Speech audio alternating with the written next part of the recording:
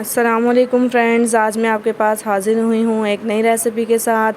آج میں آپ کو بنانا سکھاؤں گی چکن ویجیٹیبل میکرونی۔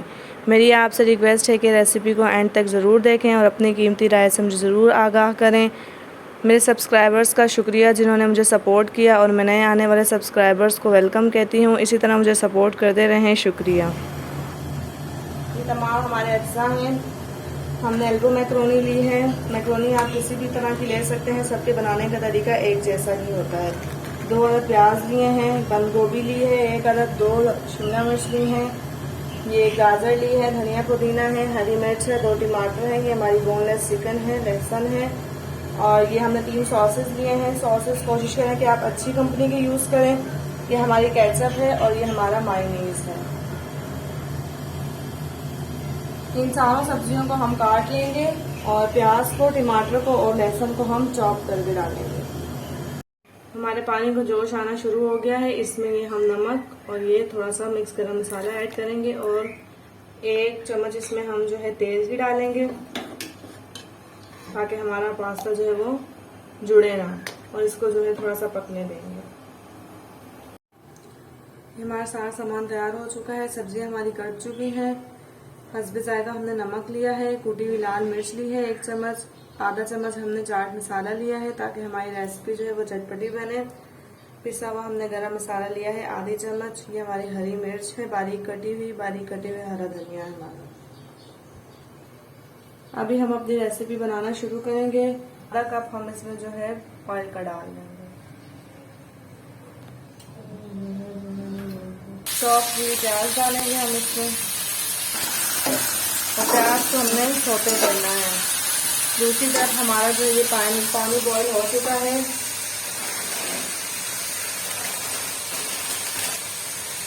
اس کے بعد ہم اس میں پاستا ڈالیں گے اپنا،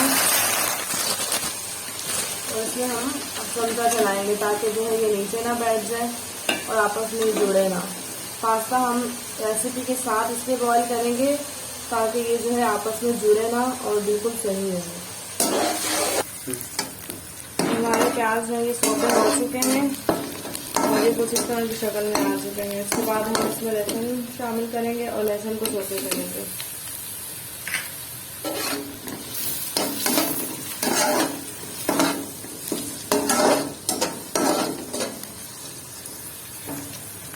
یہ ہمارے پیاز اور لہسن سوٹے ہو چکے ہیں۔ اب ہم اس میں اپنی چکن اور مسالہ ایڈ کریں گے اور اس کو اچھی طرح بھونیں گے۔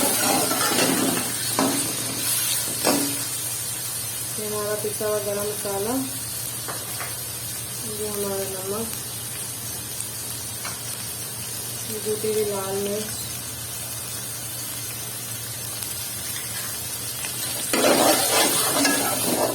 اس کو اچھی طرح ہم مکس کریں گے۔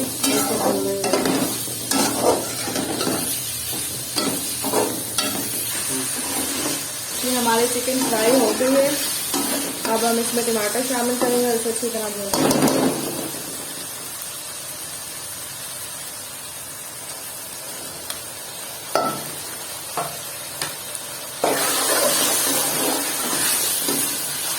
ٹماٹر کو اچھی طرح مکس کریں گے اور اسے بھونیں گے۔ ساتھ ہماری میکرونی بوائل ہو رہی ہے، اس میں ہم چمچہ چلائیں گے وقفے وقفے سے تاکہ میکرونی جو ہے وہ نیچے نہ لگے۔ ہمارے ٹماٹر بھون چکے ہیں، اب اس میں ہم جو ہے گاجر شامل کریں گے۔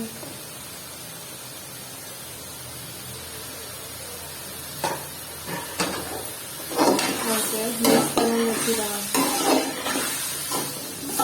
گاجر کو ہم پہلے اس لیے شامل کریں گے کہ یہ گاجر جو ہے دیر سے گلتی ہے، اس وقت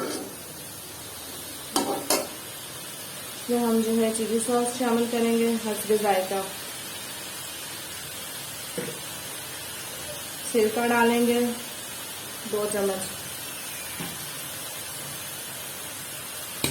اور سویا ساس اس میں ہم 1 چمچ ڈالیں گے۔ اچھی طرح مکس کریں گے۔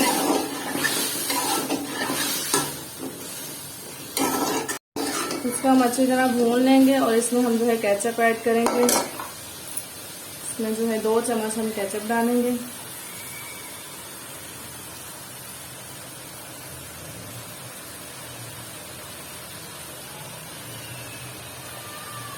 اسے اچھی طرح مکس کریں گے، ساتھ ساتھ بھونتے بھی رہیں گے۔ اچھی طرح بھوننے کے بعد ہم اس میں شملہ مرچ ایڈ کریں گے، اچھی طرح مکس کریں گے، اور ساتھ ہی ہم اس میں بند گوبھی بھی ڈال دیں گے۔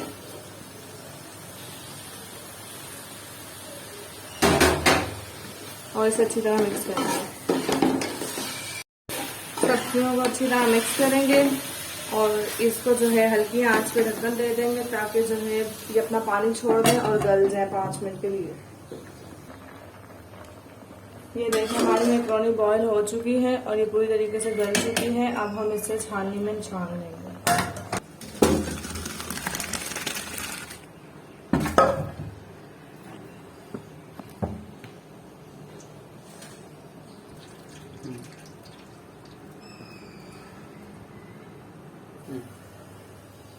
اب ہمارے 5 منٹ پورے ہو چکے ہیں۔ اب ہم دیکھیں گے سبزی کو اچھی طرح چمچہ چلائیں گے تاکہ یہ نیچے نہ لگے۔ ہماری سبزی جو ہے تقریباً تیار ہو چکی ہے۔ اس میں جو ہے ہم ہری مرچ شامل کریں گے کٹی ہوئی، اس میں ہم دھنیا شامل کریں گے، اچھی طرح مکس کریں گے۔ آپ اپنی ریسیپی کو جو ہے چیک کریں، اس میں کسی چیز کی اگر کمی ہے تو آپ اس چیز کی ایڈیشن کر سکتے ہیں۔ تو ہم جو ہے اس میں تھوڑا سا کیچپ ایڈ کریں گے۔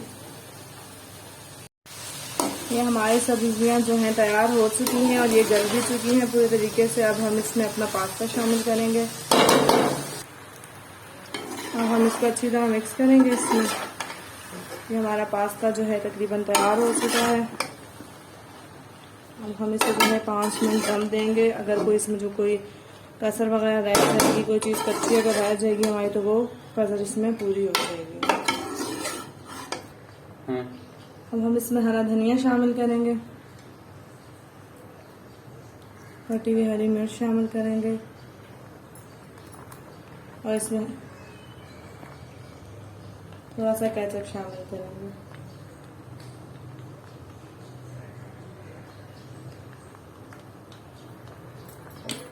اور اس میں چلی ساس بھی شامل کریں گے۔ اس کو ہم ہلکی آنچ سے 5 منٹ کے لیے دم دے دیں گے۔ یہ ہمارا پاستا تیار ہو چکا ہے۔ اب ہم اسے علیحدہ سے برتن میں نکال لیں گے۔ یہ ہمارا پاستا تیار ہو چکا ہے۔ اگر آپ کو ہماری ویڈیو پسند آئے تو ہمارے چینل کو سبسکرائب ضرور کیجیے گا، اسے اپنی فیملی ممبرس کے ساتھ ضرور شیئر کیجیے گا، اور ہمیں کمنٹ سے بتائیے گا کہ آپ کو ہماری ریسیپی کیسی لگی۔ ملتے ہیں نیکسٹ ویڈیو میں۔ اللہ حافظ۔